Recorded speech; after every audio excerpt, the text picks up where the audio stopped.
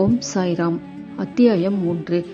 இந்த அத்தியாயத்தில் உள்ள தலைப்புகள்: சாய்பாபாவின் அனுமதியும் வாக்குறுதியும், அடியார்க்கு இடப்பட்ட திருப்பணிகள், பாபாவின் நிகழ்ச்சிகள் வழிகாட்டும் விளக்குகள், அவரின் தாயன்பு, ரோஹிலாவின் கதை, பாபாவின் சுவையும் அமுதமுமான மொழிகள். முந்தைய அத்தியாயத்தில் விளக்கப்பட்டபடி சாய்பாபா தமது பூரண சம்மதத்தை தெரிவித்து கூறியதாவது: சச்சரிதம் எழுதுவது பற்றி நான் உம்முடன் முழுமையாக சம்மதிக்கிறேன். நீர் உமது கடமையை செய்யும். சிறிதளவும் அஞ்சாதீர். என் மொழிகளில் நம்பிக்கை வையும். என்னுடைய லீலைகள் எழுதப்படுமானால் அறியாமை அகலும். அவைகள் கவனத்துடனும் பக்தியுடனும் கேட்கப்படுமானால் இவ்வுலக வாழ்க்கையின் உணர்வு தணிந்து பக்தி, அன்பு ஆகியவற்றின் வலிமையான அலைகள் மேலெழும்பும். என்னுடைய லீலைகளின் ஆழத்தில் ஒருவன் முழுகுவதனால் அவன் ஞானம் என்னும் விலைமதிப்பில்லாத முத்துக்களை எடுப்பான். இதை கேட்டு இந்நூல் ஆசிரியர் மிக்க மகிழ்ச்சியடைந்தார். உடனே தன்னம்பிக்கை உடையவராயும் பயமற்றவராயும் ஆனார். இப்பணி வெற்றிகரமாக நிறைவேறியே தீர வேண்டும் என்றும் எண்ணினார். பிறகு ஷாமாவிடம் மாதவராவ் தேஷ்பாண்டே திரும்பி பாபா கூறியதாவது: ஒருவன் என் நாமத்தை அன்புடன் உச்சரிப்பானாகில் நான் அவனுடைய ஆசைகளை பூர்த்தி செய்து அவனுடைய பக்தியை அதிகப்படுத்துவேன். என் வாழ்க்கையையும் செயல்களையும் ஊக்கமுடன் இசையாக பாடுவானானே, அவனுக்கு முன்னும் பின்னும் எல்லா திக்குகளிலும் சூழ்ந்திருப்பேன். என்னுடன் உள்ளத்தையும் உயிரையும் ஒப்புவித்த அடியார்கள் இந்நிகழ்ச்சிகளை கேட்டதும் இயற்கையிலேயே மகிழ்வெய்துவர். நம்பிக்கையுடன் என் நீலைகளை எவனாவது இசைப்பாயினின் அவனுக்கு எல்லையற்ற பேரின்பத்தை நல்கி என்றும் நிலைத்திருக்கும் திருப்தியை அளிப்பேன். எவன் என்னிடம் பூர்ண சரணாகதி அடைகிறானோ, எவன் என்னை விசுவாசத்துடன் வணங்குகிறானோ, எவன் என்னை நினைவில் இருத்தி நிரந்தரமாக தியானம் புரிகிறானோ அவனை விடுவிப்பது எனது சிறப்பியல்பாகும். என் நாமத்தை உச்சரிப்பவர், என்னை வணங்குபவர், எனது வாழ்க்கை நிகழ்ச்சிகளை பற்றி எண்ணி இவ்வாறாக என்னை நினைவில் இருத்தி இருப்பவர்கள் எங்கனம் உலகப் பொருட்கள், உணர்ச்சிகள் இவைகளில் கவனம் உள்ளவர்களாக இருக்க முடியும்? சாவின் வாயினின்று எனது அடியவர்களை நான் வெளியே இழுத்து விடுவேன். எனது கதைகள் கேட்கப்பட்டால் எல்லா நோய்களும் விலகும். எனது கதைகளை மரியாதையுடன் கேட்டு அவற்றை எண்ணி தியானம் செய்து கிரகித்துக் கொள்ளுங்கள். இதுவே மகிழ்ச்சிக்கும் திருப்திக்குமான மார்க்கமாகும். என் அடியவர்களின் பெருமையும் அகம்பாகமும் அற்றுவிடும். கேட்பவரின் மனம் அமைதிப்படுத்தப்படும். அன்றியும் அது இதயபூர்வமும் முழுமையுமான பக்தியாயிருப்பின் மனம் உச்ச உணர்ச்சியுடன் ஒன்றாகிவிடும். சாயி சாயி என்று சாதாரணமாக ஞாபகமூட்டிக் கொள்வதே பேசுவதில் கேட்பதில் உள்ள பாவங்களை தீர்க்கும். அடியவர்களுக்கு அளிக்கப்பட்ட பலதரப்பட்ட பணிகள். ஆண்டவர் வெவ்வேறு பணிகளை வெவ்வேறு அடியவர்களிடம் ஒப்புவிக்கிறார். சிலர் கோவில், மடம் ஆகியவற்றை கட்டுவதற்கும், சிலர் புண்ணிய தீர்த்தங்களுக்கு படிக்கட்டுகள் அமைப்பதற்கும் நியமிக்கப்படுகிறார்கள். சிலர் ஆண்டவன் புகழைப்பட நியமிக்கப்படுகிறார்கள். சிலர் சேஸ்திராடன யாத்திரைக்கு அனுமதிக்கப்படுகிறார்கள். ஆனாலும் எனக்கு சச்சரிதம் எழுதும் வேலை ஒதுக்கப்பட்டது. எல்லாம் சிறிது தெரிந்து ஒன்றும் முழுமையாக தெரியாதவனை போன்ற நான் இப்பணிக்கு கொஞ்சமும் தகுதியுடையவன் அல்லன். பின்னர் ஏன் அத்தகைய கடினமான வேலையை மேற்கொள்ள வேண்டும்?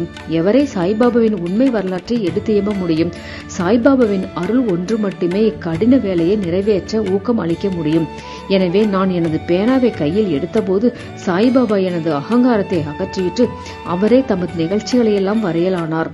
ஆதலில் இந்நிகழ்ச்சிகளை எல்லாம் விவரிப்பதன் பெருமை அவரையே அடைகிறது, என்னை அல்ல. பிறப்பின் மறையவனாக இருப்பினும் ஸ்ருதி, ஸ்மிருதி என்ற 2 கண்கள், பார்வை அல்லது காட்சிகள் தேவையுள்ளாக இருந்தேன். எனவே சச்சரிதத்தை எழுதுவது இயலாத நிலையில் இருந்தேன். ஆனாலும் ஆண்டவன் அருள் ஊமையை பேச வைக்கிறது, முடவனை மலையை கடக்க செய்கிறது. அவரின் விருப்பப்படி காரியங்களை செயல்படுத்தும் தந்திரத்தை அவர் ஒருவரே அறிவார். புல்லாங்குழலோ ஹார்மோனியமோ எங்கனம் ஒலி எழுப்புகிறது என்பதை அறியார்.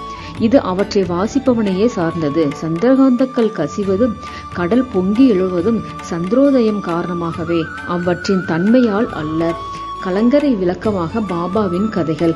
படகுக்காரர்கள் பாறைகள், அபாயங்கள் ஆகியவற்றிலிருந்து விலகி பத்திரமாக பயணம் செய்வதற்காக கடலின் பல்வேறு இடங்களில் கலங்கரை விளக்கம் கட்டப்படுகிறது. சம்சாரம் என்னும் சாகரத்தில் சாய்பாபாவின் கதைகள் அத்தகைய பயனை நல்குகின்றன. அவைகள் அமிர்தத்துக்கு சுவையூற்றுகின்றன. நமது உலக பாதையை மிருதுவாகவும் கடப்பதற்கு எளியதாகவும் ஆக்குகின்றன. ஞானிகளின் கதைகள் ஆசீர்வதிக்கப்பட்டவைகள். நமது செவிகளின் வழியாக உள்ளத்தினுள் புகும்போது சரீராபீனம் அல்லது அகங்காரம், வைத உணர்ச்சி ஆகியவை மறைகின்றன. நம் உள்ளத்தில் அவைகள் தேக்கப்படுமானால் சந்தேகம் பறந்தோடும். சரீரத்தின் பெருமை உணர்ச்சி கீழே இறங்கும். ஏராளமான விவேகம் சேகரிக்கப்படும். பாபாவின் தூய புகழை விவரிப்பதும் அதையே அன்புடன் கேட்பதும் அடியாரின் பாபங்களை அழிக்கும். கிருதயுகத்தின் ஆன்மீக பயிற்சியானது சமதமா, உள்ளம், உடல் இவற்றின் தனித்தன்மை. திரேதாயுகத்துக்கு தியாகம், துவாரபர யுகத்திற்கு வழிபாடு, கலியுகத்திற்கு இறைவனின் புகழையும் நாமத்தையும் இசையாக பாடுவதுமாகும். கடைசி பயிற்சியானது 4 வருடத்தை சேர்ந்த எல்லாருக்கும் உரியதாகும். மற்ற பயிற்சிகளான யோகம், தியாகம், தியானம், தாரணை அதாவது ஒருமுகப்படுத்துதல் ஆகியவை பழகுவதற்கு மிகவும் கடினமானவை. இறைவனது சாய்பாபாவது புகழை செவிமடுப்பது மிகவும் எளியதாகும். நாம் நமது கவனத்தை அவைகள் மீது திருப்ப மாத்திரமே வேண்டும்.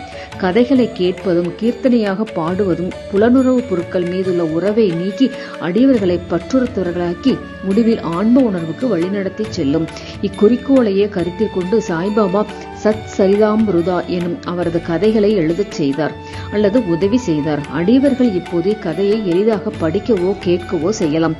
அங்கனம் செய்யும் போது அவரை தியானம் செய்க. சாய்பாபாவின் தாயன்பு. தம் இளங்கன்றை பசு எங்கனம் நேசிக்கிறது என்பதை யாவரும் அறிவர். அதன் மடி எப்போதும் நிறைந்திருக்கிறது. கன்று பால் வேண்டி மடியை முட்டும் போது தரையின்றி பால் பெருக்கெடுக்கின்றது. அங்கனமே தாயாரும் தக்க தருணத்தில் தன் குழந்தையின் பசியறிந்து முளையமுது தந்து ஊட்டுகிறாள். அதற்கு ஆடை அழகுற அணிவிப்பதிலும் சிறப்புற சிங்காரிப்பதிலும் முக்கிய கவனம் செலுத்துகிறாள். குழந்தை எதை பற்றியும் அறிவதில்லை, கவலையுறுவதும் இல்லை. ஆயின் தன் குழந்தை நன்றாக உடை உடுத்தப்பட்டு அலங்கரிக்கப்பட்டிருப்பதை கண்ணுறும் தாயின் மகிழ்ச்சிக்கு ஓர் எல்லை இல்லை.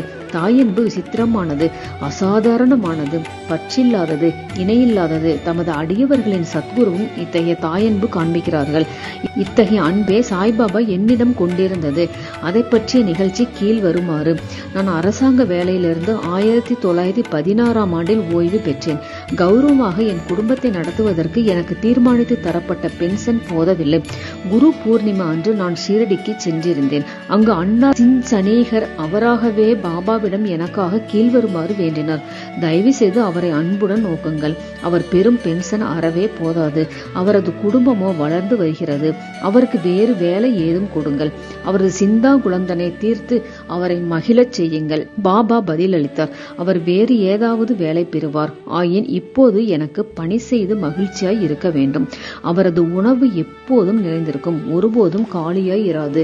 அவர் தனது கவனம் அனைத்தையும் என்பால் திருப்பி நாத்திகர்கள், மதப்பற்று அற்றவர்கள், கொடுமையாளர்கள் இவர்களின் கூட்டுறவை தவிர்த்து எல்லோரிடமும் பணிவாகவும் அடக்கமாகவும் இருந்து உள்ளத்தாலும் உயிராலும் என்னை வணங்க வேண்டும். இதை செய்வாராகில் அவர் எல்லையற்ற பேரின்பத்தை அடைவார். எவருடைய வழிபாடு உபதேசிக்கப்பட்டு இருக்கிறதோ அந்த நான் என்பது யார் என்னும் வினாவுக்கு சாய்பாபா என்பது யார் என்னும் குறிப்பில் முன்னமே இந்நூலில் சொல்லப்பட்டிருக்கிறது. ரோஹிலாவின் கதை. எல்லோரையும் அரவணைக்கும் சாய்பாபாவின் அன்பை ரோஹிலாவின் கதை நமக்கு காட்டுகிறது. உயரமாகவும் வாட்டசாட்டமாகவும் காளையை போன்ற வலிமை உடையவனமாக ரோஹிலா என்பவன் ஷீரடிக்கு வந்தான். நீண்ட கப்னி என்னும் உடை அணிந்திருந்தான். பாபாவிடமுள்ள அன்பினால் அங்கு தங்கியிருந்தான். இரவும் பகலும் கலிமாவை, திருக்குராவின் பாடல்கள் சப்தமாகவும் குரூரமாகவும் ஒப்பித்து அல்லாஹு அக்பர், கடவுள் பெரியவர் என்று கத்துவான். ஷீரடியின் பெரும்பாலான மக்கள் பகலெல்லாம் தங்கள் வயலில் வேலை செய்துவிட்டு இரவு வீட்டிற்கு திரும்பும் போது ரோஹிலாவின் குரூர இரைச்சல்களாலும் கத்தல்களாலும் வரவேற்கப்படுவார்கள். அவர்கள் தூங்க முடியாமல் மிகுந்த தொல்லையும் அசௌகரியமும் அடைந்தனர். மௌனமாக இத்தொந்தரவை சில நாட்கள் பொறுத்திருந்து அவர்களால் இனிமேல் இத்துயரம் பட முடியாது எனும் நிலை வந்தவுடன் பாபாவை அணுகி இதை கவனித்து ரோஹிலாவின் தொந்தரவை நிறுத்தும்படி வேண்டிக் கொண்டனர். பாபா அவர்களின் வேண்டுதலை கவனிக்கவில்லை. மாறாக அவர்களை கடிந்தார். அவர்களை தங்கள் வேலைகளை கவனிக்கும்படியும் ரோஹிலாவை கவனிக்க வேண்டாம் என்றும் கூறினார். அவர் மேலும் ரோஹிலாவுக்கு மிகவும் கெடுதலான மனைவி ஒருத்தி இருக்கிறாள் என்றும் அவள் உள்ளே வரமுயன்று ரோஹிலாவையும் தம்மையும் தொந்தரவு செய்வதாயும், ஆனால் ரோஹிலாவின் பிரார்த்தனைகளை கேட்டவுடன் அவள் உள்ளே நுழைய துணியவில்லை என்றும் ஆதலால் அவர்கள் மன அமைதியுடனும் மகிழ்ச்சியுடனும் இருக்கிறார்கள் என்றும் கூறினார். உண்மையில் ரோஹிலாவுக்கு ஒரு மனைவியும் கிடையாது. அவனுக்கு மனைவியாக பாபா குறிப்பிட்டது துர்புத்தி, அதாவது கெட்ட எண்ணங்களாகும். ஏனெனில் வேற எதை காட்டிலும் கடவுளிடம் வேண்டிக் கொள்வதிலும் முறையிட்டு பேரிச்சல்கள் செய்வதையும் பாபா விரும்பினார். அவர் ரோஹிலாவின் பக்கம் இருந்து ரோஹிலாவின் இரைச்சல்களையும் கூக்குரல்களையும் பொறுத்து கொள்ளுமாறும் அவை சீக்கிரம் மறைந்துவிடும் என்றும் கூறினார். பாபாவின் இனியதும் அமிர்தத்தினை ஒத்த வார்த்தைகளும் ஒரு நாள் மத்தியானம் ஆரத்தி முடிந்த பிறகு அடியார்கள் தங்கள் இருப்பிடங்களுக்கு திரும்பிக் கொண்டிருந்தார்கள். அப்போது பாபா கீழ்கண்ட அழகான அறிவுரையை விடுவித்தார். நீங்க எங்கு வேண்டுமானாலும் இருங்கள், என்ன வேண்டுமானாலும் செய்யுங்கள். ஆனால் இதை நன்றாக ஞாபகத்தில் வைத்துக் கொள்ளுங்கள்.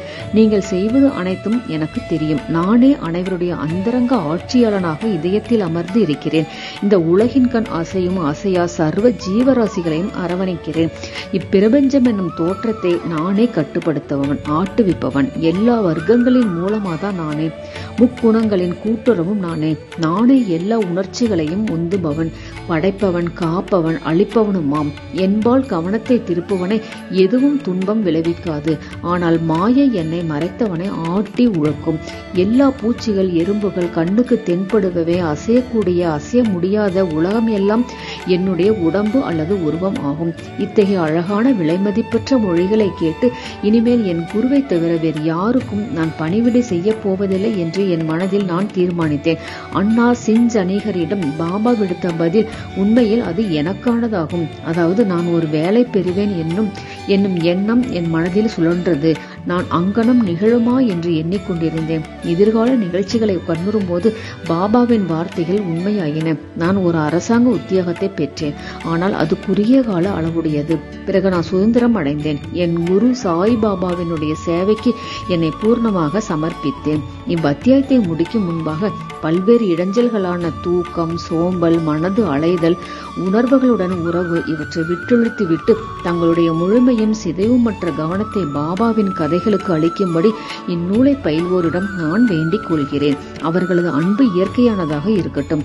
பக்தியின் ரகசியத்தை அவர்கள் அறியட்டும். மற்ற பல சாதனைகள் புரிந்து களைப்படைய வேண்டாம். ஒரு எளிய மருந்தை அவர்கள் பற்றட்டும். அதாவது சாய்பாபாவின் கதைகளை கேட்பது. இது அவர்களின் அறியாமையை அழித்து அவர்களுக்கு முக்தி நல்கும். ஒரு உலோபி பல்வேறு இடங்களில் தங்கினாலும் தன்னுடைய புதைக்கப்பட்ட செல்வத்திலேயே சதா சிந்தனை உள்ளவனாக இருப்பதை போல் சாய்பாபா நம் அனைவரின் உள்ளம் எனும் அரியாசனத்தில் வீற்றிருக்கட்டும். அடுத்த அத்தியாயத்தில் சாய்பாபாவின் சீரடி விஜயத்தை பற்றி கூறுகிறேன். ஸ்ரீ சாயியை பணிக. அனைவருக்கும் சாந்தி நிலவட்டும். ஓம் சாய்ராம்.